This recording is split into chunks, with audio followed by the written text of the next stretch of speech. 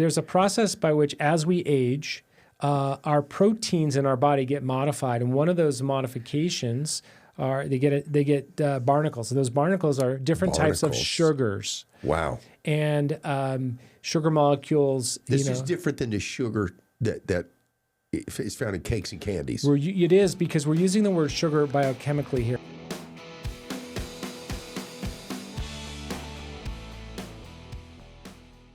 Welcome back to Inside Out. Today's show is going to be very, very interesting for me. I hope it is for you.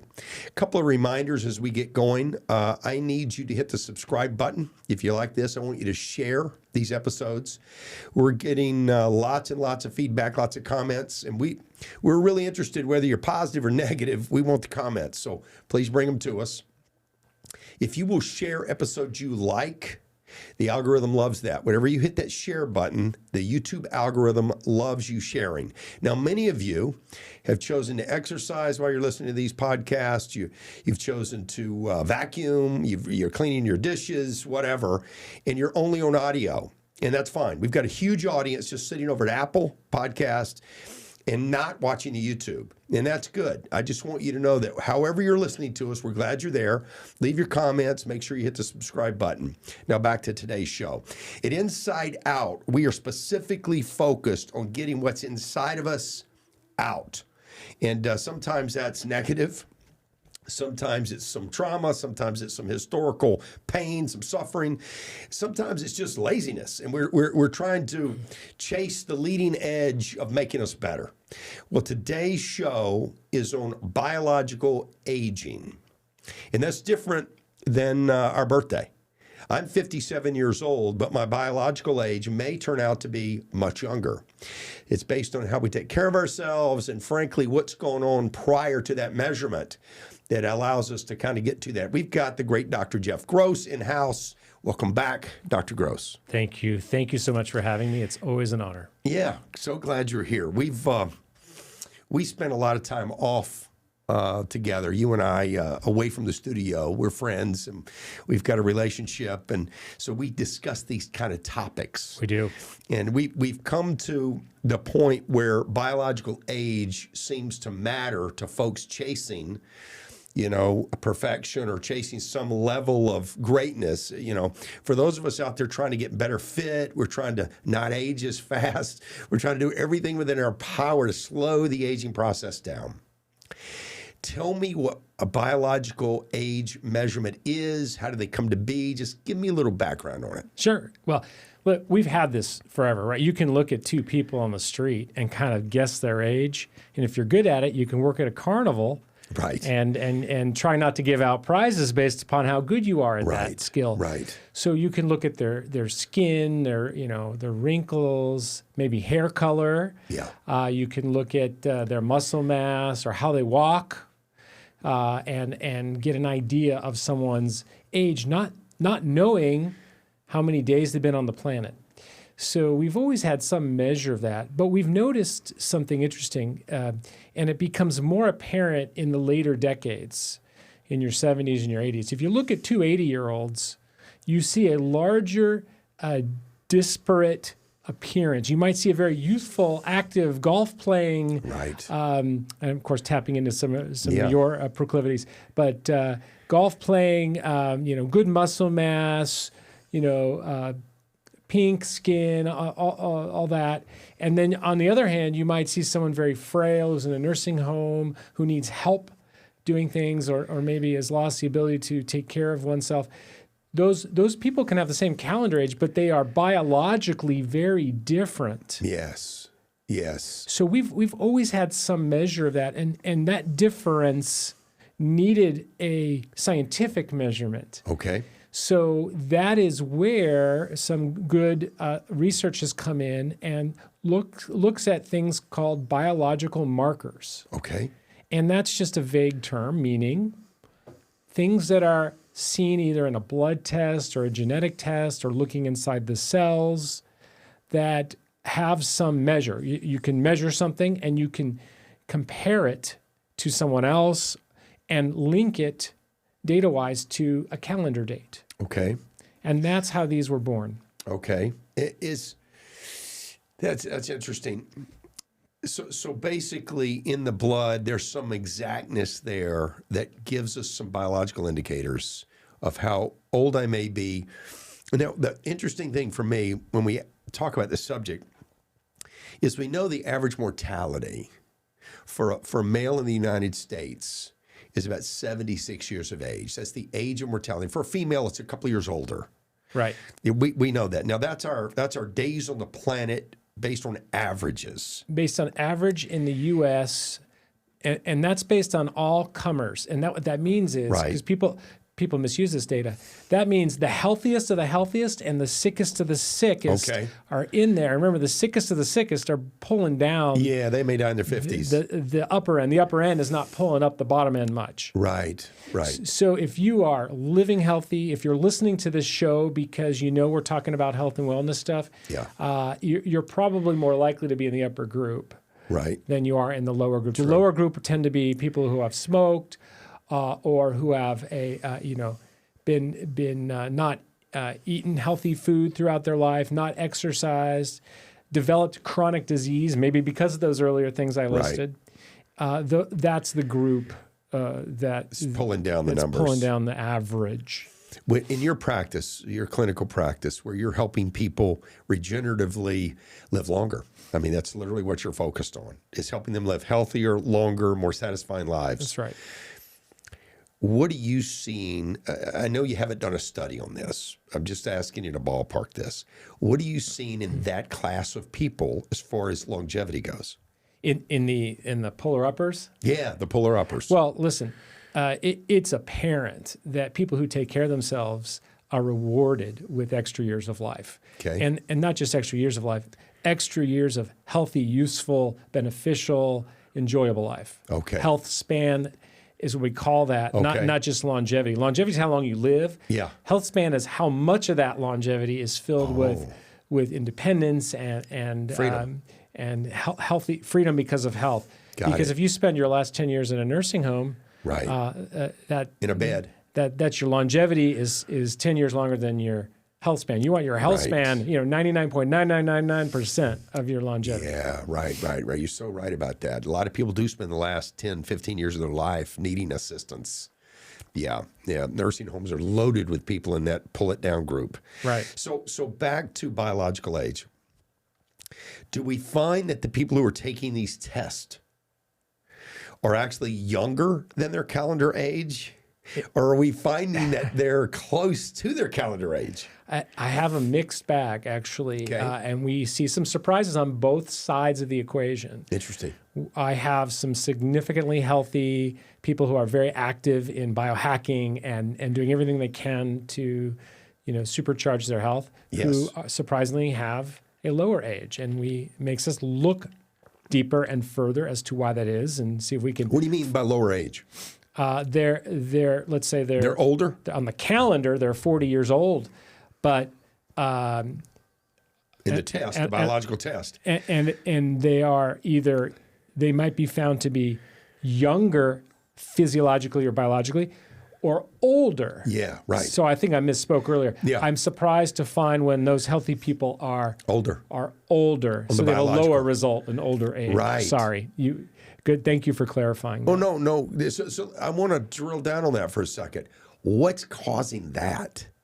Because I always thought in this space that you're in, and you're an expert in this space, that this test was invented to basically recognize the work that's been done in that person's life and to give them almost an incentive to continue that work. I mean, that's how the test feels for me.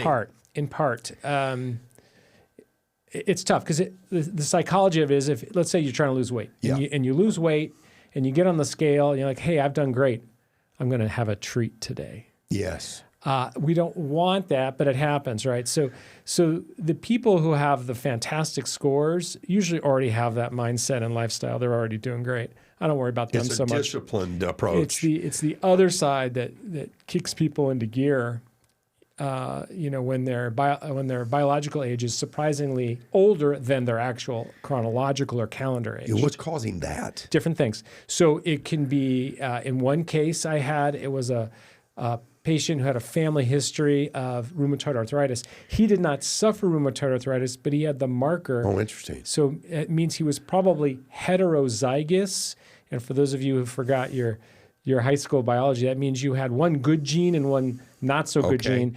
And so they were different. And it doesn't mean you actually suffer from the disease, because sometimes you need both bad genes. But you have a marker. But you have one that causes some problem. And in that case, it's an autoimmune inflammatory problem. Most of the diseases, whether it be some kind of weird viral infection you may have had, a genetic problem like I just talked about, some exposures, they all have this common pathway of leading to chronic inflammation. And chronic inflammation begets accelerated aging and disease. In fact, inflammation in this chronic sense is aging. And someone coined the term inflammaging, and it's spot on because you're not supposed to have this chronic leaky cellular activity we call inflammation. Okay, so inflammation has a direct impact on my biological age. Yes. So if I'm a highly inflamed person, I may not see it. It could be internal. The inflammation you're referring to is internal. It's cellular. It's very much at the internal. Cellular level. It's not only inside your body; it's inside the cells inside your body. Okay, and just so back to the biological test where we're determining my age, and we're going to do that test at the end of today's show. We're doing that test, Right?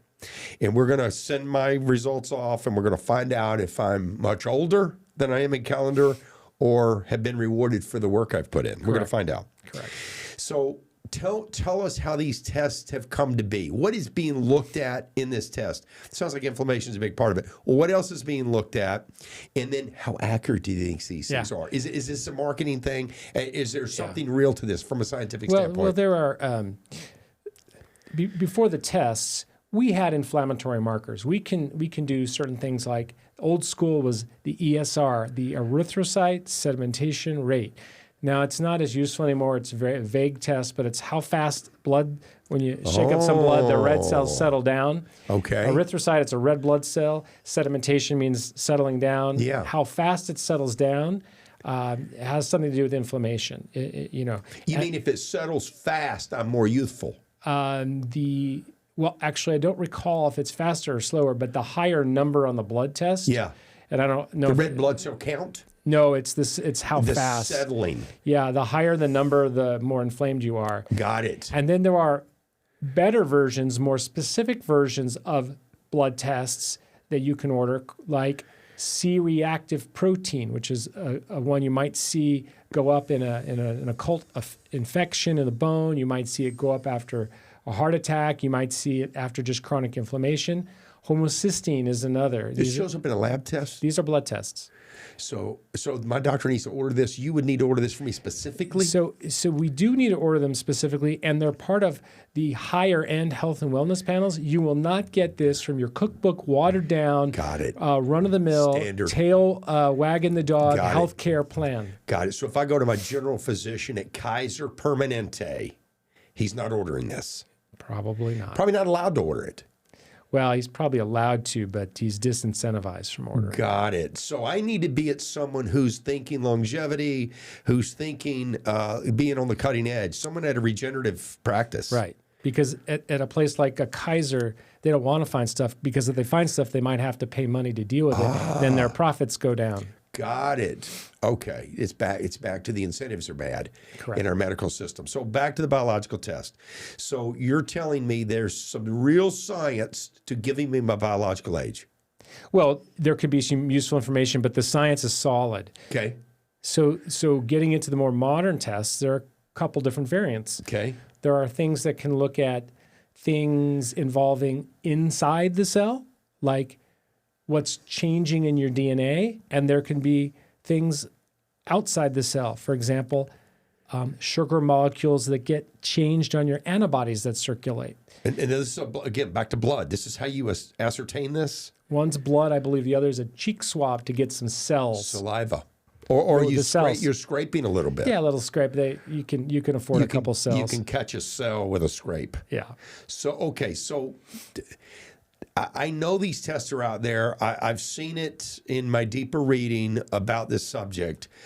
Give me some of the ways that aging shows up in these tests. I think methylation is one of these things I keep reading about. Let's talk about methylation because we throw around the word, but let's talk about I don't know what it means. A little organic chemistry here. Yes. So when you look at basic simple molecules that are out there in your body, the methyl group is everywhere. A methyl group is a single carbon atom with some hydrogen sticking off of it. Okay. If it's all by itself, it's 4 hydrogen atoms, and we call that methane. Okay. And that's a gas. Yeah. So, however, you can pull off one of those hydrogen atoms, and that carbon's looking for someone to connect to, and it connects in a lot of places, sometimes where you don't want it. Okay. For example, your DNA. Okay. So your DNA can get methylated. I mean, these little groups, and carbon's abundant, it's everywhere. Sure. You think about, for example, like the long-chain fatty acids in fish oil, the omega-3s. Some of those are 21 carbons long. Okay. You break that down, you got 21 methyl groups. Okay. Right? All right. So these methyl groups can get in your cell, they can get on your DNA, and it's sort of like a place marker of age. And the more of those you accumulate in specific areas, the more aged your cell appears. And that's one of the measures, the cheek swab measure, is to look at those changes. Okay. Other people look at the ends of the DNA called telomeres. Okay, hold on. Before we switch to telomeres, I want to stay on methylation for a second. All right. So are you telling me that if you order in your practice a specific biological test for me, one of the things that's being looked at, maybe a primary thing that's being looked at, is methylation? Off of my blood, you're able to identify this. The DNA methylation in the cells from your cells in your cheek, not from your blood. Okay, so that's just the swab. Yeah. It's where you're getting the methylation. Is more better or less methylation better? Less. You're probably born without much, if any, methylation. So an infant whose biological age is 0 is going to have very little methylation. The infant is an old vinyl record album, and I say old because you and I are trying not to be old. Okay. But we've had record albums growing up, so those record albums are perfect. Now over time, they start perfect. They start perfect. Over time, you pull them out of the case, you put them on, you touch the needle in the wrong place, you jump up and down, it skips. It gets scratches. Okay. So from life. There's the scratches of life, and when you play it later. It has some infidelity in the sound because it's got these little skips and hippity jumps along the way. That's what methylation is to our DNA. What's causing methylation? Just my life? Just age and... What if I'm a smoker? You probably have a lot more methylation because things that inflame you faster, age you faster, and things that age you faster, all that goes together. More methylation goes with more inflammation, goes with advanced aging or accelerated aging, biological aging. Interesting. Okay, so if we were to compare an infant, 3-year-old, 5-year-old, can I begin to see in their youth more methylation as they age? I don't know that children have been studied. Okay, but I bet if you took an 18-year-old and compared it to infant blood, you would already see some aging. Yeah. Is it environmental or things I'm doing to myself? It's probably some of everything that is part of what we call epigenetics. Oh. Because you're not changing the DNA, you're impacting it. Doing something on top of the DNA. Yeah. And of course, the Latin root for on top of is epi. So you're not genetic, you're epigenetic. So when you hear that word epigenetic, any lifestyle activity or change in nutrition or supplement or good sleep or bad sleep or exercise, what have you, that's an epigenetic lifestyle behavior that affects your genes, not changes the genes, but blocking some with the methylation or unblocking some. Got it. Yeah. It's affecting the actual genetic structure. Right. So you got this book, you got this big book of all this information, your DNA, but some pages get blocked. Yeah. If you behave badly and you can't read them. All right. So a lot of this is perhaps self-abuse. by many categories of self-abuse. Totally. And some of it's just environmental. I may live near a pollution plant of some sort. Some of it's environmental, even in a good place. We have it in our food, in our water, in our deodorant. You hear about in our stuff. cell phones, electromagnetic waves, Right? Deodorants, all those things. Radiation. Yeah, so we're just trying to do what we think is right, and sometimes it backfires. But methylation, how did they come upon methylation as a predictable source for giving me my biological age? How did they trip upon this? I don't know the background, but the researcher behind this is a guy named Dr. Horvath out of UCLA. Okay. And I think the original biological age clock is called the Horvath clock. Okay. So named after the doctor. Right, and he's very active in this area. It's right now. Right. He created the test, the methylation test. Right, that you and there use. are some refinements, yes, but there are some refinements and some branding of it, and because it's all about linking it to data. Yeah. Well, now I read a little bit about the reason I knew the word methylation. I read a little bit about this, and it looked like they had originally found 1,000 sources within a cell where methylation could occur, and they narrowed it down to something like 350 because it seemed to be the most predictable sources of measurement. And this came from some massive database that they had. So can you add any light to this? A little bit. I mean, you've found out something very interesting about any good test. Yes. Has to be specific and sensitive, meaning it's got to measure something and measure it well, and it's got to be measuring a thing you're looking for or know what to do with it. So this methylation is reproducible. You can measure it and get the same result. That's reproducible. Okay. You can use it interestingly, like the difference between one person and another person is measurable. Okay. So it's got all the right elements. Quantifiable nature to methylation. Right. And however they stumbled upon this particular marker was interesting, and they link it data-wise to populations of many thousands of blood tests or cheek swab tests rather, and they look at those people's ages. Those are their calendar ages. And so they have a data bank of healthy 40-year-olds, healthy 45-year-olds, healthy 82-year-olds. So so once you have that database, then you go take a random swab and you say, okay, where does this fit in the patterns? Wow. And most of that, we used to do that through statistics. Now it's done through AI, I bet. Yeah. So AI is the pattern recognizer that looks at that data quickly. Yeah. Okay, so methylation is there anything else happening in that if I'm saying it right? Horvath test. Is there anything else happening there other than measuring methylation? What else is occurring there? Well, I mean, methylation's the big That's the big one. The big test. But other markers in the cell would be like telomere length. Okay.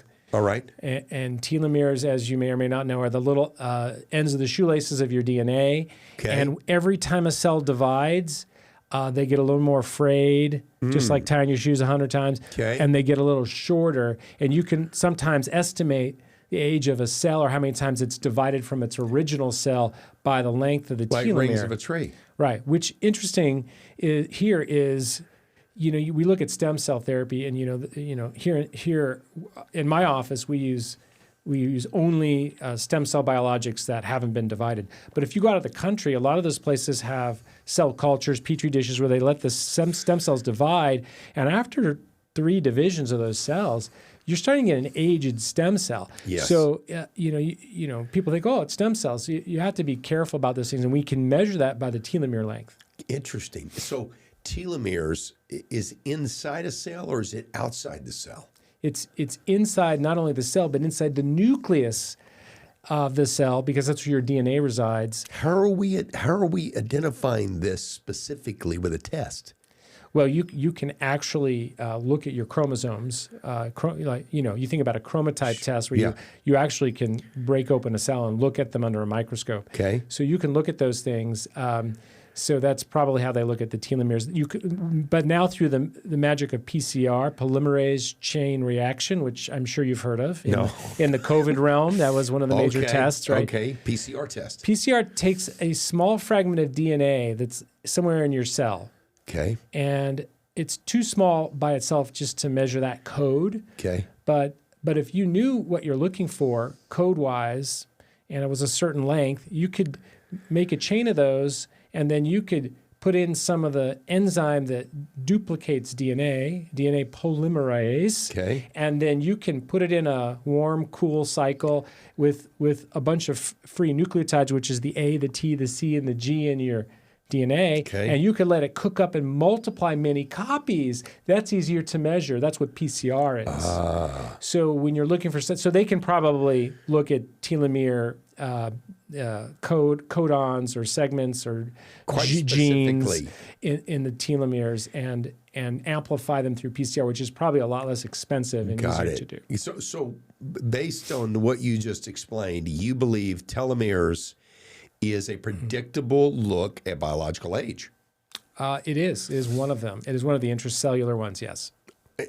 Would you say methylation is more accurate and telomeres is maybe the original way they looked at this? How would you rank these? Probably. I think there's a lot more data in the methylation profiles. There's a lot more DNA than just the strands at the end. So I have a feeling that just by sheer statistics, it's more sensitive. Okay. And we talked about tests. Good tests should be sensitive. So I think that methylation would be more sensitive across the board. Got it. So looking for something precise would be more available in methylation testing. When we talk about intracellular measures, yes. Yes. If I'm trying to get my biological age, to get some advice on what I can do to improve it, would I do both tests? No, we really don't do the telomere test so often, although there's some multi-profile tests because there's someone who's come up with a pace of aging. And the Dundin pace, so we're looking at that. I may be aging at 400 days a year instead of 365.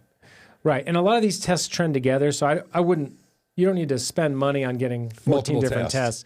Would it get the same age? Because they trend together, you might get close. And we're going to test that out with you. We're going to do both. We're going to do an intracellular methylation measure, and we're going to do a blood test, which we haven't gotten into here yet, to look at a serum marker where the sugar molecules attach to the antibodies with age in a certain pattern. This is different than telomeres. Correct. Break this down for me.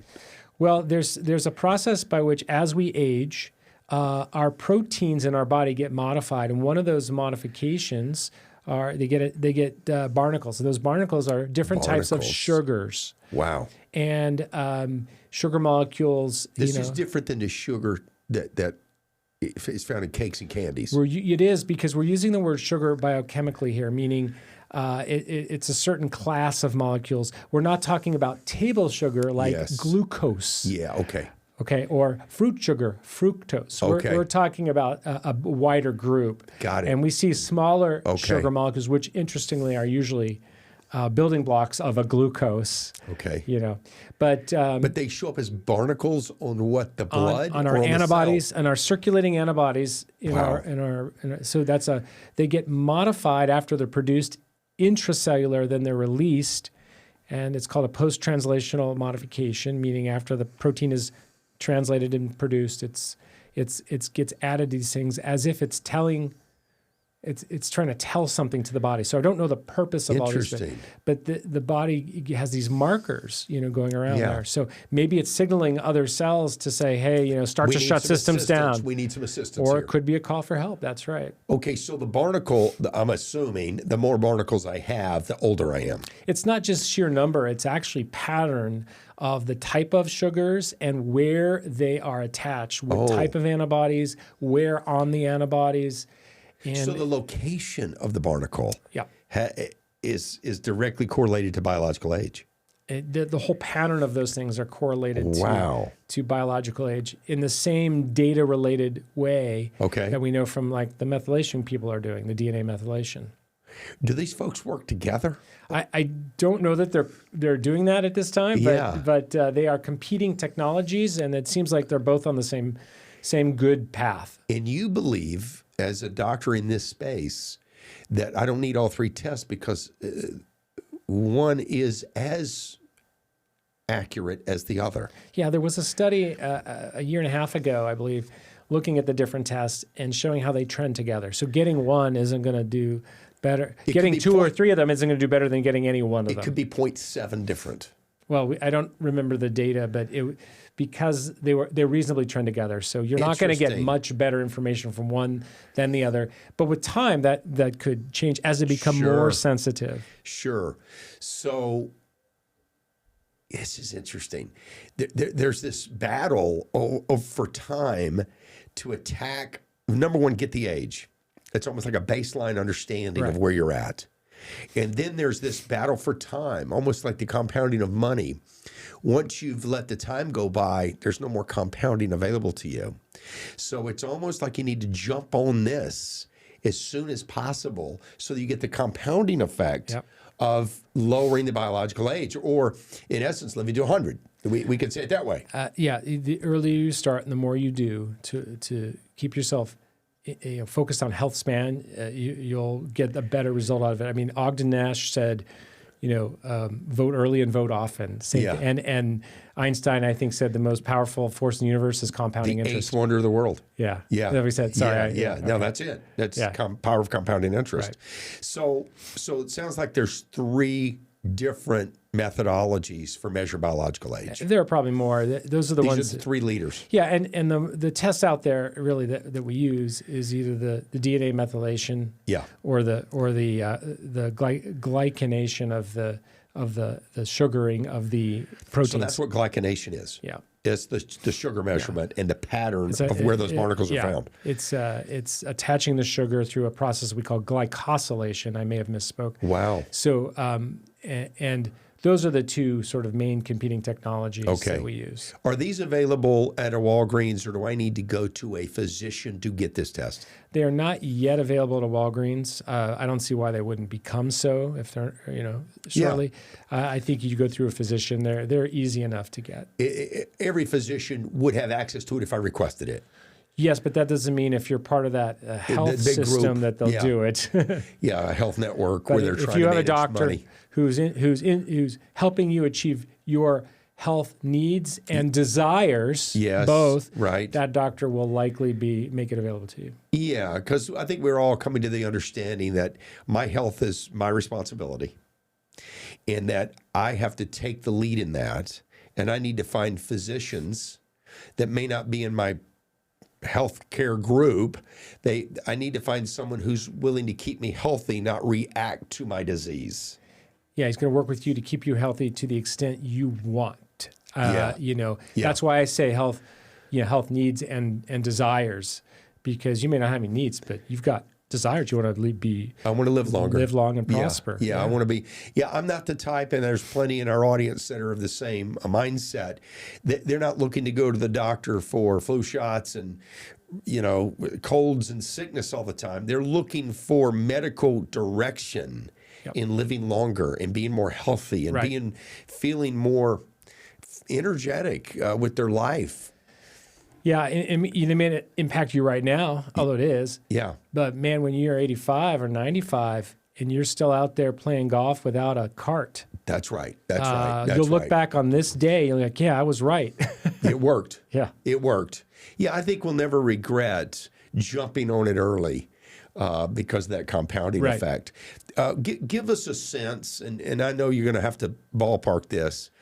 There are some things I can do to actually lower my biological age. Yes. Some behaviors. Yes. Would you just give me the ones that come to your mind right now that I can have a direct impact on my biological age? Yeah, you can exercise as frequently as possible, once a day. Okay.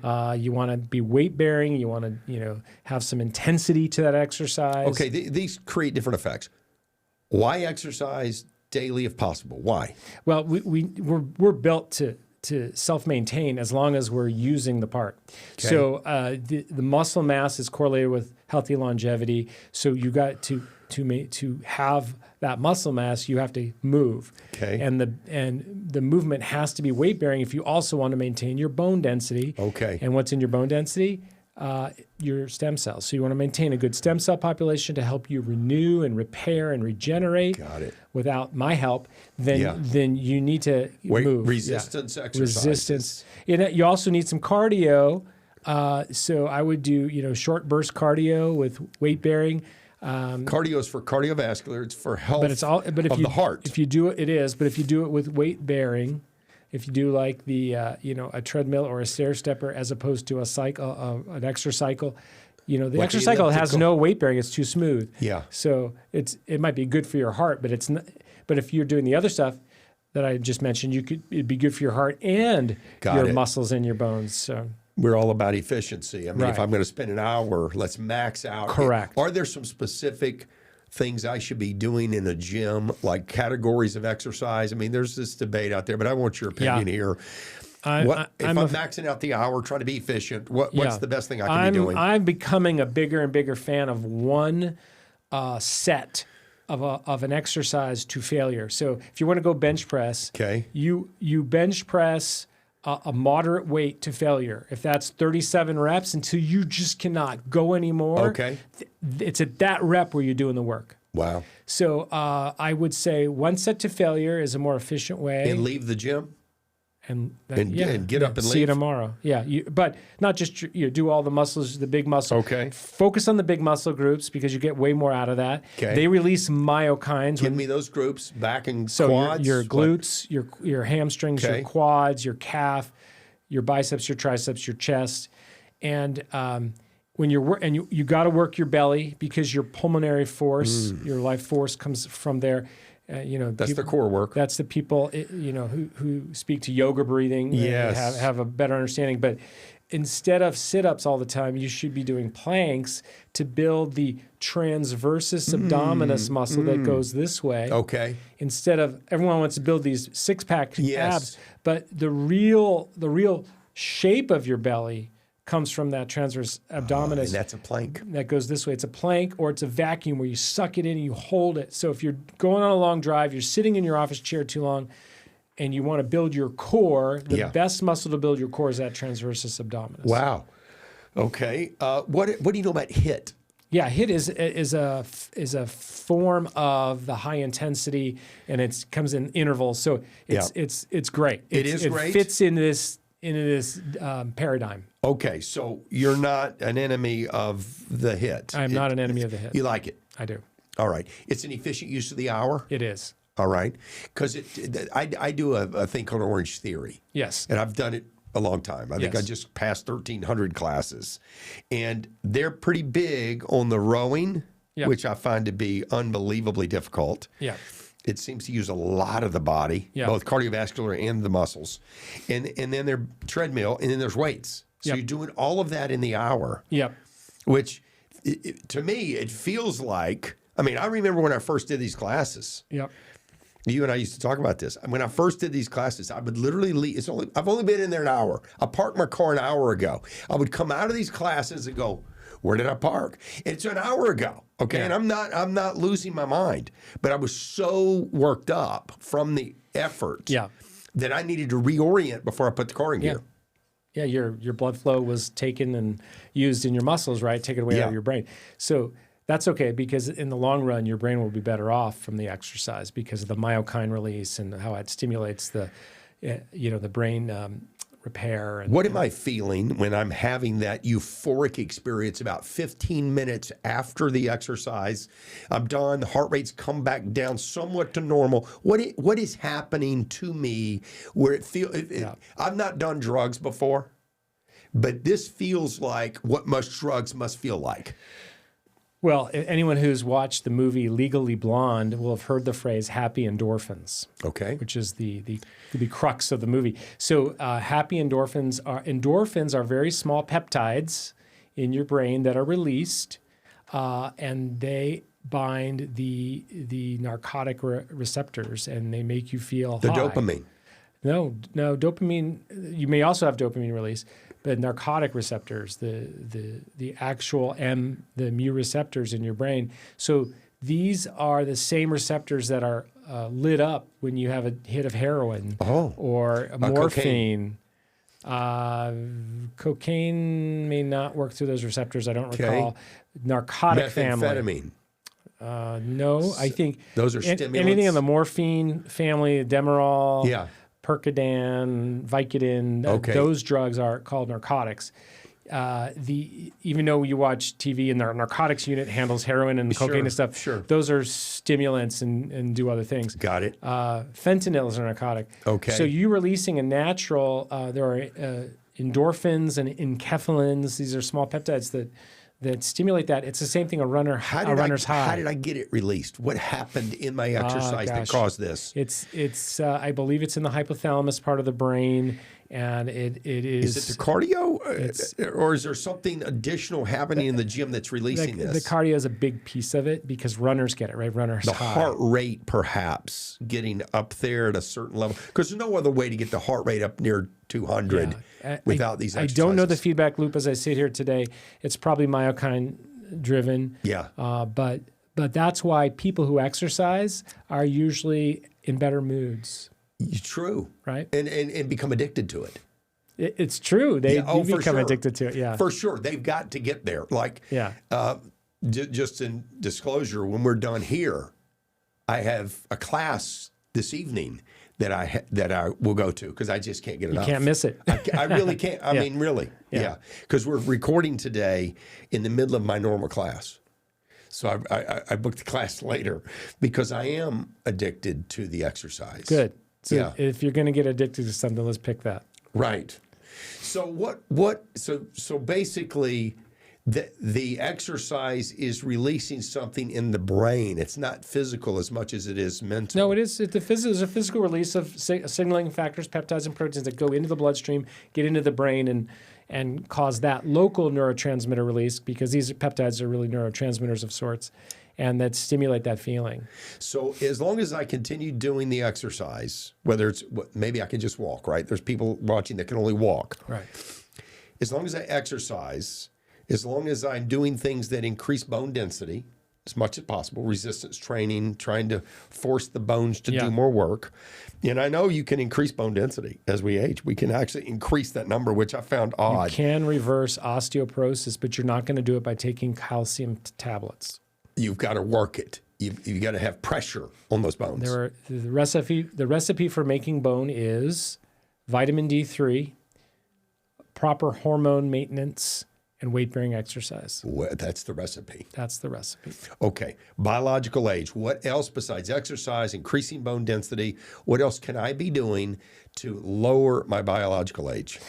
Stay away from any toxins, including food additives, seed oils, that will impact the oxidation inside or the rusting inside of cells. Such as processed foods, McDonald's, fried foods, fast foods, things like that. Popeye's chicken. Right. These are all enemies to my longevity. Right. All right. You're not interesting. So basically, nutrition and fitness, these are things we've known about our whole lives. Correct. Are real recipes for anti-aging. Right.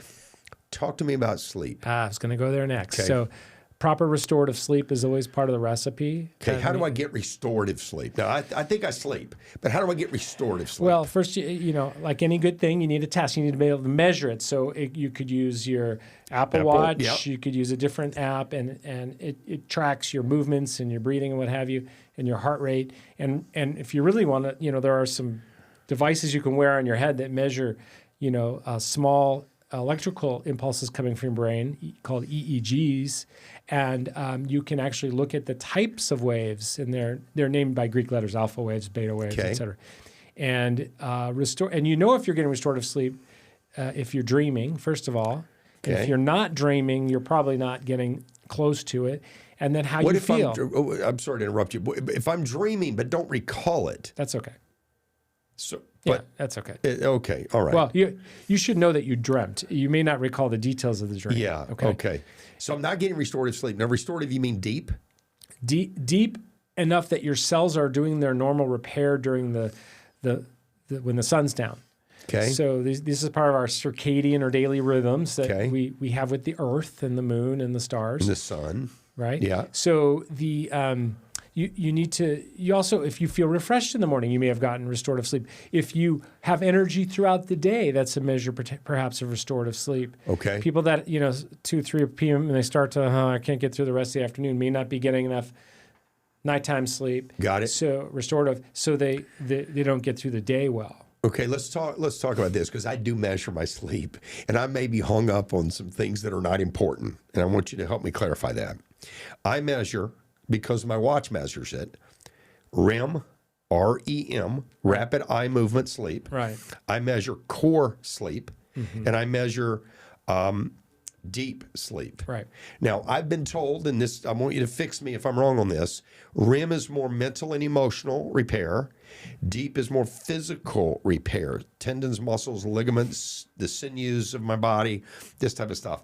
Is that wrong? It's not wrong. It's generally true, because this is what the Apple app tells you. Right. And there's more to it, but as a general rule, that's probably all you need to know. Okay. Yeah. Okay, so it's close. It's close enough for me to use it as a benchmark. Right. I find, this is just me, that I get a lot less deep than REM. Is that normal? I don't know. I would want to look more at your data going backwards and see how you can you've dealt with that. And I realize that you have a pretty healthy lifestyle. We got to compare that to other people too. Yeah. So I don't know more than that. Okay. But we can do another talk someday about sleep in more detail. Maybe we can have a guest and really get under the skin of some sleep. Got it. Yeah, because right now, when I measure, I wake up every morning, this is part of my morning routine, is to look at that. And I can tell you, and I say this for the benefit of the audience, my REM is always an hour plus, and my deep is never an hour. And I've always felt self-conscious about this. Like I feel like, because how hard I work, that the deep should be more, because I correlate that with physical exertion, meaning the repairing of the work I put in the day before. And getting 18 minutes of deep does not feel restorative. You may not need more than that. Okay. In your case, you've done 1,300 Orange Theory classes. I walk a lot. Eat clean. Yeah, your body clean. Your body's an efficient machine. It may not need more repair than that. We don't know for a fact.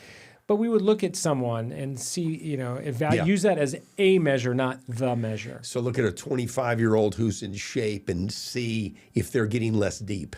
Right. Than REM. Right. And maybe look at someone totally out of shape who's my age and see if they're deep, they may need more. Right. Interesting. Okay. And at your practice, you will have this type of data available. We love health tech, wearable health tech. We love to see people's data. We love to track. We love to make interventions in lifestyle or whatever we're doing, and then see what the result is. And we do that too with the biological age test. We might do a biological age test, make a bunch of changes, do some regenerative medicine, this and that, and then 6 months later do it again and see if we were able to make that person biologically younger. Interesting. I was listening to a podcast just today. I was taking a walk, and the podcast I was listening to, you'll find this interesting. They were diving into sleep a little bit, and they were talking about sleep, and they said a woman sleeping with a man, if it's their partner, gets as much benefit out of having her man in bed with her as it's the equivalent of multiple days of exercise, the benefit emotionally. It's that powerful. And to the man, it's as destructive to his sleep as a menstrual cycle is during that week that a woman goes through it. It's the comparative. So it's interesting. A woman needs her partner in the bed with her emotionally. A man needs for that not to occur to get a good night's sleep. They were comparing qualities of sleep and how different that is. And they said when they do surveys that are not public, they're anonymous, 1 in 3 men will say they sleep in a different bed to get a good night's sleep if they're measuring their sleep. Yeah. And a woman will say, in the survey, the anonymous surveys, that is not happening. Because it's emotionally important, and it's not a feeling. It actually is physiologically important to the woman for safety, security, whatever's happening biologically to the woman. Right. No, I can believe that. We're so, tied to our evolutionary roots and Right. and other species and things like that. And I see how we're evolved. And all that comes down to genes, right? Whether it's X chromosome, Y chromosome, or what have you, Yeah. how we're getting those feels or what's happening Right. for that health benefit for the woman, Yeah. but not the man. That's the viva la difference It's right there. literally showing up on their watches, Yeah. this difference. Yeah. I can tell you this, myself, I love sleeping with my partner, but my quality of sleep is less. Yeah. I know it from measurement. And we've had the discussion. And of course, separate beds is not an option. Right. Right? It's just not something that culturally is acceptable, right? But yet it happens to create better night's sleep. Well, listen, there's someone spending a lot of time and money on this and doing it well, and we're learning a lot. This is Brian Johnson, right? Yes. Don't Die, Brian Johnson. And he has said that when he's now sleeping by himself, it's part of his longevity plan. Right. Yeah, we'll get into this. We'll have a whole show just on sleep. But I know it's one of the big factors in biological age is the sleep quality. They say that anyone who's mentally unhealthy and being prescribed medicine from a psychiatrist, all of them have unhealthy sleep. All of them. Because it messes with the neurotransmitters. And Probably. they're not Yeah. sure if it's the sleep that creates the psychotic effect, Right. or is it the psychotic effect that's creating the sleep? But all of them, they can't find a person sleeping properly Right. who also has psychotic prescriptions. Interesting. Yeah, this was part of that same thing. And so I know biological aging, the sleep is essential. Yes. It may be the one primary thing we have to do. Yes. And they say, this is an interesting thing, that the deep recovery occurs before midnight. So every hour we're in bed prior to midnight, we're getting that physical recovery. Every hour after midnight, we're getting that REM. That's right. Yeah. Anyway, we're meant to go to sleep when the sun goes down. We're meant to be in a cold room. Face should be cold, dark. Right. We should have turned off the screens at least an hour before, or wear blue blocker glasses. Right. We're seeing even mattresses being sold that have the grounding mats. Well, definitely that. But we're also seeing, I'm thinking the sleep number specifically, where you're a 78 and I'm a 54. Yeah. And those numbers somehow indicate the conditions under which I sleep best, the conditions under which you sleep best. So we're literally seeing products made to accommodate this sleep effort. Yeah. There's so much to cover on this. I look forward to doing these tests. We're going to do it after the show today. We'll come back. And if the age is older, we'll never revisit this subject. If the age is younger, we'll be sure to make the audience aware of that. Thank you for being here today to cover this new topic, really, in anti-aging. My absolute pleasure. Great to see you. Great. Thank you. You too.